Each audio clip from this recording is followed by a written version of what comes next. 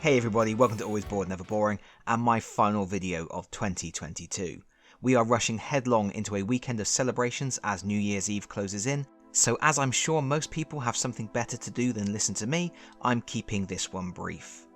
At New Year, most people look to the future, making plans and resolutions that they might actually stick with until maybe the 2nd or 3rd of January, at a push, so I thought I would take a moment to do a bit of my own planning for the future regarding Hasbro's new edition of HeroQuest. You may remember that earlier in the year I showed my custom storage solution for HeroQuest, a 2-tier system that allowed me to store the core game, Keller's Keep and Return of the Witchlord in the core box.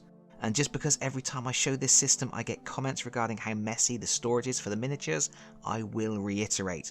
The left part of the tray is lined with rubber steel and all my miniatures will have magnets set into the bases once they are painted. This will keep them standing neatly and safely in rows for easy access.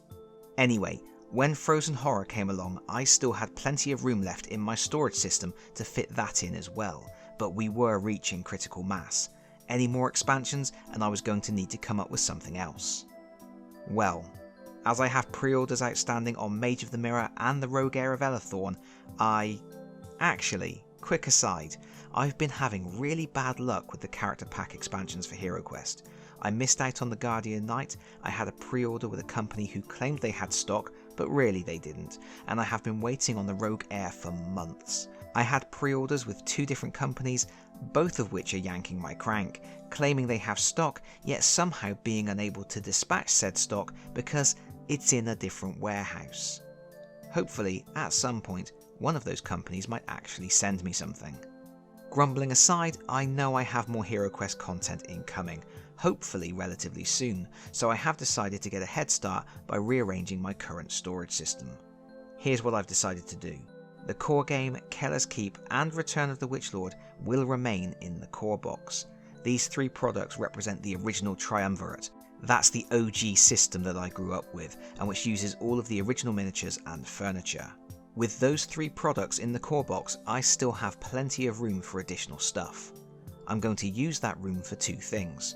The contents of character packs like the Rogue Heir, and also any components from larger expansions that are convenient to have immediate access to even if you aren't currently playing the campaign from that expansion.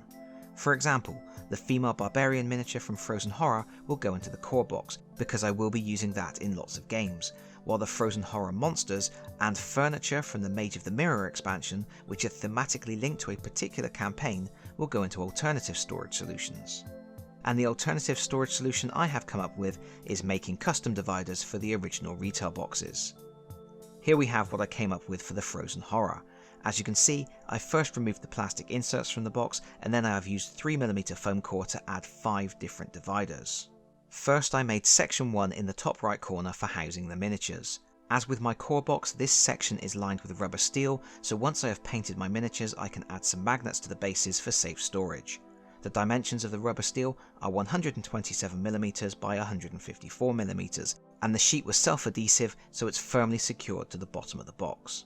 Divider A was cut to a depth of 55mm and is 154mm long, while Divider B is also 55mm deep but only 130mm long. These are arranged to sit flush with the rubber sheet. Divider C is again 55mm deep and it's 103mm long. I have glued it in place to create section 2, which is 93mm wide. Divider D is deeper than the rest, measuring 62mm, which is about 1mm shy from sitting flush with the box lid. It is 108mm long, which leaves a gap. That gap makes it easier to remove items from sections 3 and 4. Once you've glued the divider in place, section 3 should measure around 134mm by 154mm. The final divider E is mainly there to provide support for divider D. It could be any depth really. You might want to make it the same depth as divider D, but I just used a foam core offcut for it. It also doesn't matter too much where you place it. The final element of the custom insert is a piece of foam core, cut to 155mm by 260mm. More on that in a moment. So let's put Frozen Horror in the box. First we put in our miniatures. Remember, these will eventually be magnetized. Obviously the Frozen Horror is too big to stand up in that compartment, so he gets his own little space to sleep in. Don't wake him up, he's quite grumpy in the mornings. Next we place our character pad in the top left section, and then we put all of the larger tile overlays on top except for the frozen river. It's a good idea to put the pad at the bottom of the stack because you don't need regular access to character sheets, and also the depth of the pad makes it easier to access the tiles. You can either hook your finger under the tiles thanks to the gap in the dividers, or just press down on one end to lever them out. Next you have all your small tokens. I've placed these in a sealed baggie and they will just go in this compartment. If you want to, you could make individual dividers for the different types of tokens, but honestly, the frozen horror tokens are a bit of a mess. Sometimes wound tokens have a skull on each side, sometimes they have a skull on one side and something completely different on the reverse, and it makes it a bit tricky to sort them out by type. So, I'm just bagging them all together. There aren't that many of them anyway. Then we have the game cards. All of my cards are going to be stored in the core box as I have a large compartment dedicated to cards and I like to have all of my cards in the same place. But if you want to keep some or all of your cards separate, you can put them in this last compartment. Unfortunately, the box isn't quite deep enough for the cards to stand upright, especially if you sleeve them, but they will sit in there at a slight angle just fine. We are nearly done. The next thing we have to do is place our foamcore shelf into position. This pushes snugly over the top of the miniature compartments, and because the divider on the left is taller, it holds it in place. Because of the depth of the miniatures compartments, once the 3mm foamcore shelf is in place, we have just enough depth left to place our frozen river overlay and then the quest book. And there we have it, all done. We can put the lid on. There's actually enough space here to easily store everything from the expansion, but as I mentioned before, my cards, the barbarian, and the new plastic doors are all in my core box, as that just works better for me. So that's how I'm doing it. It's pretty basic and I haven't gone to any lengths to make it pretty, but I'm happy with the result, and all it cost me was the price of 2 A4 sheets of foam core and a drop of glue. I'm sure other people will have other ideas, probably better ideas, but hopefully this video has helped give an idea of one way to handle your growing HeroQuest collection. That's it from me for now.